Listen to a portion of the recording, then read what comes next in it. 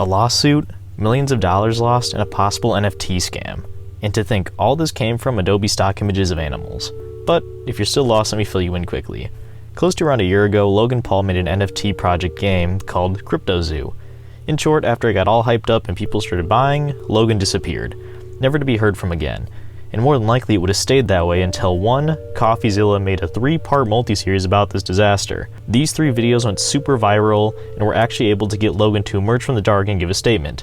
And as you've more than likely figured out by now, that's what we'll be reacting to today. So, like the good investigative journalist I am, I figure, much like the Liver King situation a couple weeks ago, I go over the video with you and break down the absolutely awful points Logan brings up and see if we can't add some brain cells to this absolutely brain-dead response from Logan.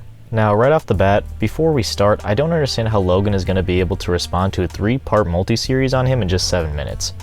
I understand wanting to be concise, but this just seems way too short for a series of videos that averaged around 19 minutes per video, but I digress. Let's just start it.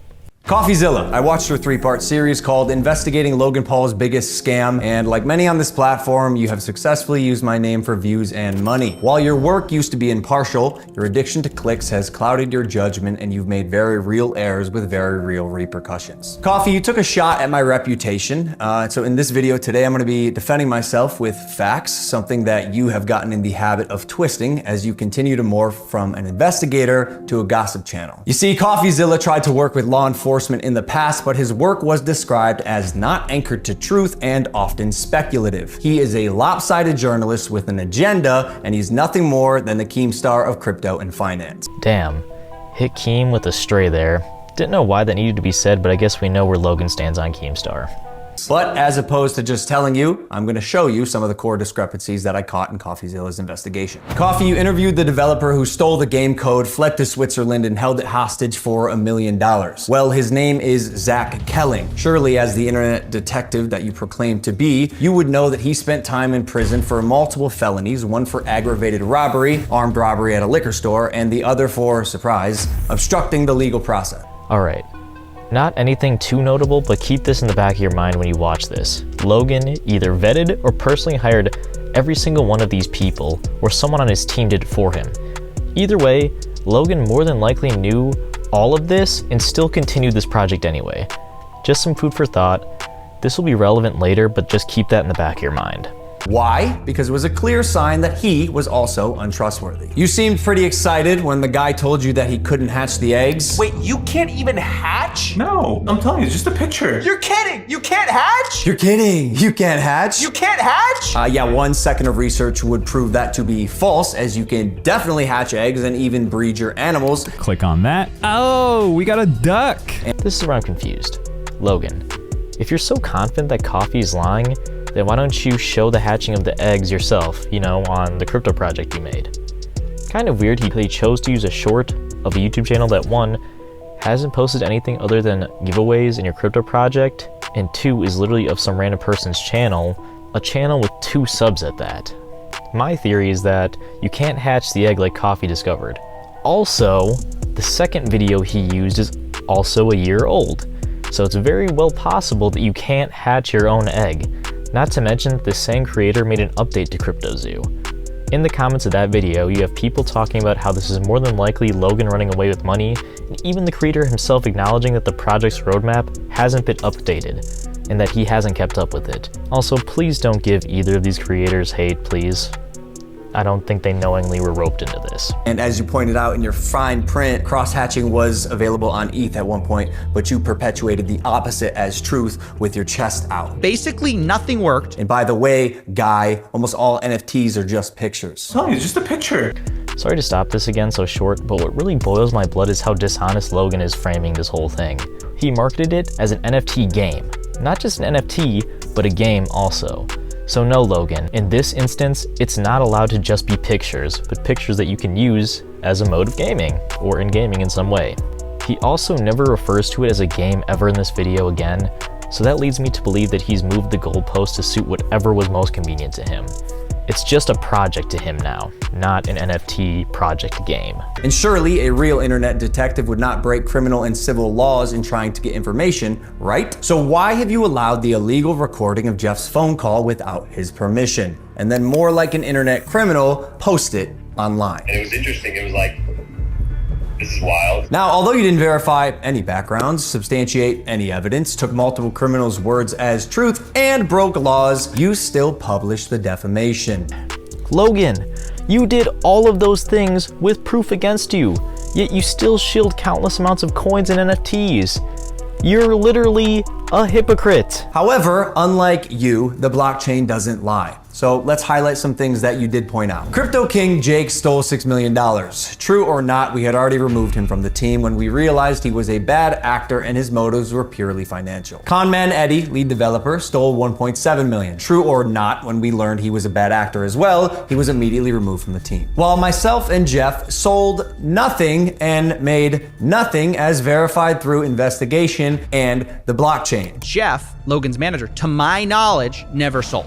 Neither did Logan Paul. I repeat, Jeff and I made no money and will never make any money on CryptoZoo. In fact, we only lost money trying to pick up the pieces. As you just showed, Coffee also verified the same information.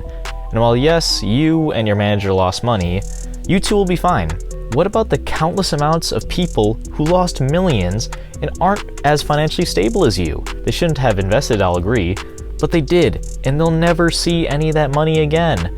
As has been the case with dozens of crypto and NFT projects, the space is unfortunately ripe for bad actors to infiltrate projects that start with even the best intentions. Jake the Snake is no longer affiliated with CryptoZoo, and we hope the money he reappropriated was worth ruining his reputation. Conman Eddie is being investigated by a higher authority that I cannot speak on. As you can imagine, I was not cleared from legal to discuss much of this, including the legal process being undertaken and the criminal investigations going on during the fallout, but I do appreciate you calling out that rats under my nose stole the game code, millions of dollars, and left Jeff and I abandoned with no team and knives in our back. But even after 12 months of work, you've still managed to overlook one crucial piece of information. See, even though I've said it's coming so many times, you've assumed that CryptoZoo isn't being made. Who are you to decide when the development timeline ends? How about the people that were buying the eggs before the game came out? Logan just used a modern-day video game developer strat to avoid responsibility. Who are you to determine when a game is done? Logan, taking a classic page from the EA handbook. Absolutely love to see it. I got everything stolen from me and our community, stopped promoting publicly as soon as I knew the extent of the internal issues, took all of the heat on social, and So you knew all along that you had no team and weren't going to continue doing anything for it. In fact, in that time you made a whole new NFT project, but yet you didn't say anything to anyone. Not even the fans and the buyers in the CryptoZoo Discord. A very interesting strategy. And you still published a defamatory hit piece fully knowing I was innocent just so you could enrich yourself in your $10 million studio. Sharp, but deeply unethical, dangerously misleading, and illegal. I suggest you use the money you got from pumping your Patreon to hire a good lawyer. You're gonna need it. Oh boy, there it is, folks. Logan on the offensive. That was definitely a threat. And maybe we could have talked about this if you had reached out to me, personally. Not my manager, Jeff, who is not me, Steven, but the first time you did was on Christmas Eve after you released your series so you could rely on false statements and unreliable people used recklessly. The subject line was third request for comment. Yeah, not quite. This will be my third time reaching out to you and your team. The first 2 times were through your manager, Jeff. The first 2 times were through your manager, Jeff. This whole part is false again. If we look at Coffee's Twitter, we see an Instagram DM exchange from October 1st. Where Logan doesn't answer, nor does he even open it. Where we're gonna say, well, obviously, why would you use Instagram? Well, that's where Logan's manager comes in. Coffee messages Logan's manager through text exchange on October 24th. And remember, Coffee is eventually able to speak with Jeff or Logan's manager. So why can't Jeff connect Coffee with Logan? What the fuck is the point of a manager if they don't send people like Coffee to Logan? Literally, what is the point of a manager if they don't help you manage things? Okay, so the last time on Christmas Eve, after the fact, was to me. You have a funny way of twisting things. And I also noticed you left out that part on Twitter. Why hide that? Trust me, CryptoZoo is coming. I will make damn sure of it. And honestly, it sucks that after years of personal reform, going through trials and tribulations and busting my ass to evolve into a person that I can say I'm actually proud of, you led the charge to drive and monetize a narrative telling millions of people that I'm a fraud or I tried to scam my audience. Because it just wasn't this time that you did it. Remember Dink Doink? Remember your stupid Transformers NFT? That is patently false. This video is mainly for my fans and anyone who's on the fence that I hope I can help understand a situation that is tremendously complex but has been oversimplified for both views and clicks. And lastly, Coffeezilla. I now know your motives with this. Clout and money, good for you, but also you're slimy as f. So I'm not gonna come on any of your podcasts. If you wanna come on Impulsive and talk about this, that's fine. You've denied my invitation multiple times. You're still invited. It can be a one-on-one. If not, we're gonna handle this ourselves while we continue to build Crypto Zoo, and I'll see you in court. So yeah, that was definitely a threat, and that's pretty much it with the video. My closing thoughts are this. Logan doesn't take responsibility once in this video at all, which is pretty disgusting knowing that many of his fans who trusted him lost millions because of him. This video is just deflection on deflection in order to make himself seem better and to make Coffee out to look worse. Unfortunately, we have more than 2 working brain cells and can see that Logan is a scumbag thief who will do literally anything except take responsibility for a problem that he ultimately caused. Even though he tries to frame it differently in the video, at the end of the day, Coffee didn't hire all these shady ass characters to run this project. Logan did. And the fact that Logan is trying to spin this into a ha, I got you moment is hilarious. Like, no dude, you just look like a bigger idiot now. This surely puts a major dent into Logan's redemption route he's been trying to walk down for the past however many years, but I really don't see any scenario where Logan comes out on top. Unless he comes out with a longer, more detailed video going over every little thing that Coffee got wrong and simultaneously clearing his name in the process, all the good rapport and rep he's received up to this moment has surely died. It looks like the worst thing that could have ever happened to Logan has happened, and now people see him as probably what he always was, a bad person who doesn't care about their fans. And surely Coffee will respond, but until then we just have to sit and make fun of Logan for his sad attempt to spin the narrative.